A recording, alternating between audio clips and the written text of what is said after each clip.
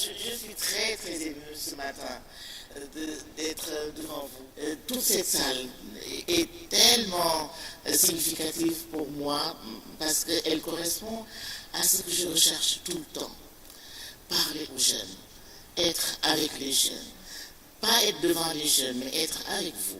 C'est pour ça que j'ai, avec mes mauvais yeux et ma toute petite santé en ce moment, je dois dire, j'ai essayé de regarder et de me remémorer ce que j'ai vu dans le virtuel quand on a travaillé sur l'accord et si je pouvais reconnaître certains visages.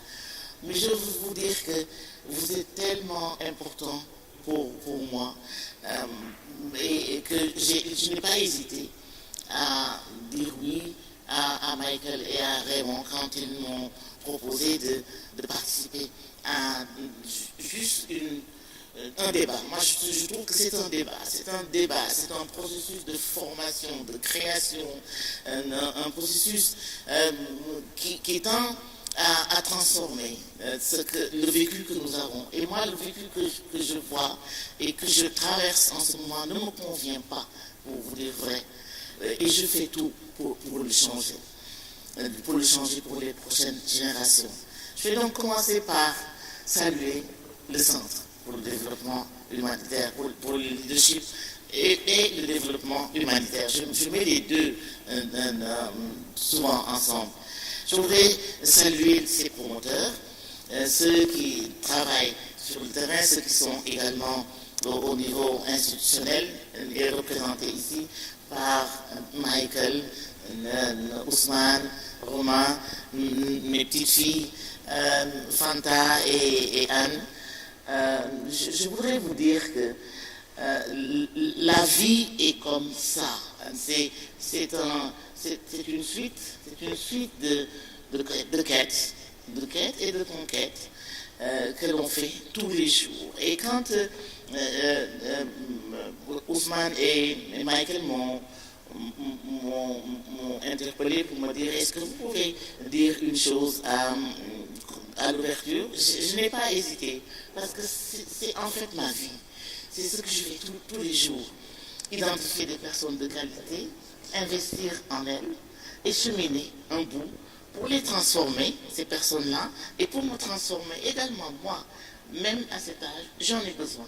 J'ai besoin de me ressourcer tout le temps au contact des autres. Et Ousmane le sait, on fait énormément de choses. On a fait énormément de choses dans notre vie.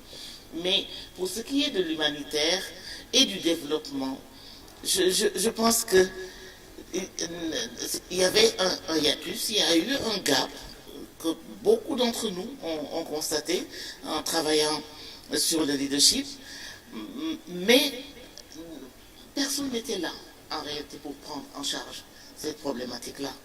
Personne n'était là pour poser le problème du manque de capital humain, du manque de ressources humaines capables de prendre en charge ces préoccupations qui vont depuis la base, du terre-à-terre de l'humanitaire. Je veux dire, le comportement des personnes que j'appellerais leaders, pour moi qui sont des leaders, mais qui gèrent une communauté, qu'elle soit en crise ou pas. Parce qu'en réalité, la crise est juste l'expression d'une défaite. C'est parce qu'on n'a pas réussi à faire les choses correctement dans la communauté qu'il y a une crise. Et dans l'expression de ces crises, vous avez l'émergence d'un certain nombre de profils. Des gens qui comprennent peut-être un peu plus vite, des gens qui sont un peu plus sensibles que d'autres, mais des gens qui ont une force de caractère telle que ils réagissent, ils interviennent pour changer la donne, pour changer le cours normal des choses. Et c'est ça qu'on construit tous les jours, c'est ça le leadership. Des gens qui sortent d'une situation déterminée, je ne dis pas qu'ils sortent du néant parce qu'on n'est jamais ex nihilo, mais des gens qui, en face d'une situation, réagissent de telle manière qu'on ne peut pas ne pas les apercevoir, on ne peut pas ne pas les voir, on ne peut pas ne pas compter avec ce que ces personnes-là font, ce que ces gens-là font. Donc, la construction et l'expression de ce leadership dans le capital humain, dans la personne qui travaille, que dans des situations de crise ou dans des situations normales, c'est extrêmement important pour l'Afrique. C'est important pour le monde, mais davantage pour l'Afrique. Parce que nous sommes tellement en retard pour tellement de choses. Nous avons tellement besoin de nos bras et de nos cerveaux pour transformer tout ce qui est autour de nous. Parce que tout ce qui est autour de nous ne peut pas continuer à aller comme ça va. Et ça, vous n'y arriverez jamais. Vous, mes plus jeunes, mes enfants, mes petits-enfants, vous n'y arriverez jamais tant qu'on ne vous aura pas reconstruit. C'est un terme extrêmement important pour rebuilding, de reconstruire la personne, le profil. C'est pour ça que je parle de formation de capital humain. Et c'est important ce que vous êtes en train de faire. Et moi, ça m'importe énormément. Et Dieu sait que j'ai tellement d'engagement. Je suis content d'être là, d'être avec vous. Et je voudrais partager les réflexions qu'on a pu engranger tout au long d'une bonne dizaine d'années dans le domaine humanitaire pur, en tant que membre du Senior Staff Meeting de l'Organisation internationale pour la migration et gérant la plupart des problèmes de mobilité du monde, ces mobilités étant dans des temps normaux, des temps propres, des temps clairs et corrects que l'on lie au développement, ou bien alors ces moments sont difficiles parce que c'est en temps de crise qu'on intervient un petit peu partout dans le monde.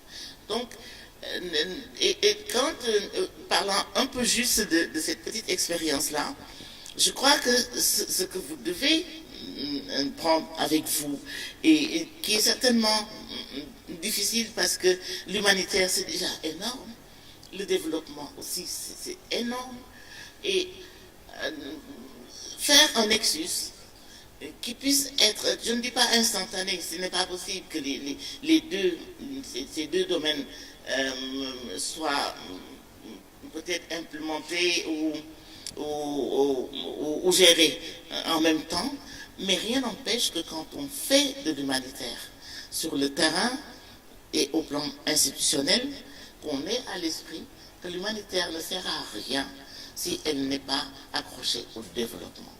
L'humanitaire sert à transformer la vie des gens, transformer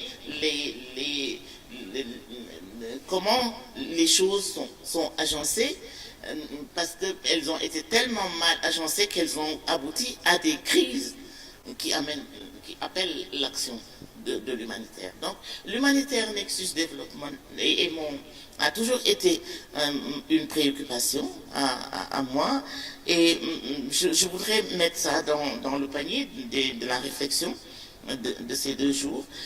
Est-ce que le fait de lier les deux vous dérange, vous gêne? Si ça vous dérange, il faudrait peut-être savoir pourquoi et trouver une solution. Et cette solution, elle ne peut venir que de vous.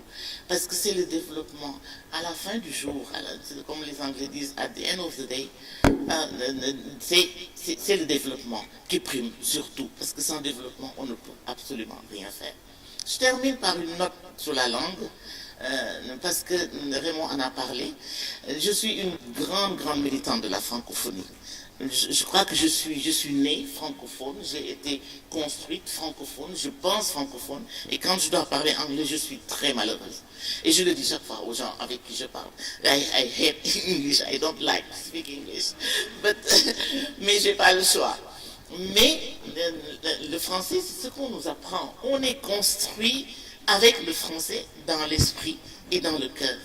Et je coordonne, je dirige, mais je coordonne seulement une structure très très importante pour l'Organisation internationale de la francophonie, c'est le réseau francophone pour l'égalité femmes-hommes. Ça veut tout dire.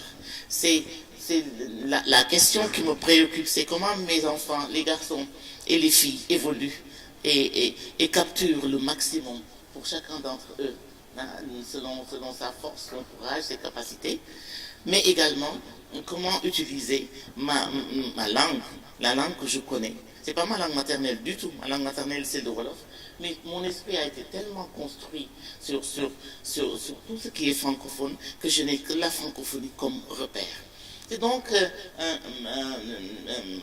c'est pas un sacerdoce, mais c'est un combat que je porte. Et je suis contente, je remercie l'USAID. Je peux comprendre que l'USAID a aidé, d'après ce que Raymond a dit, pour que ces cours se fassent en français, et également l'organisation de Romain. C'est bien. Je pense que le monde est fait de ces choses. Il faut mettre les gens ensemble. Il faut que nous nous comprenions. Il faut que nous travaillions ensemble. Et pour travailler ensemble, il faut se comprendre. Et on ne peut s'exprimer qu'à travers la langue que l'on connaît. Hein, la langue que l'on sent, la langue avec laquelle on fait tout dans la vie. Voilà. Un dernier mot sur la fierté de vous avoir, vous, mes chers enfants de cette cohorte. Fiers de vous, parce que vous êtes jeunes, parce que vous êtes bien, parce que vous êtes bien formés, parce que vous êtes solides. Et que moi, en tant que votre mère ou grand-mère, je suis fière de voir que je peux encore contribuer un tant soit peu, et certainement très peu, par rapport à toute la panoplie que d'autres personnes vous offrent, ou que la vie vous offre. Je peux contribuer un peu à la création de votre leadership et votre leadership humanitaire pour le développement. Voilà, je vous remercie.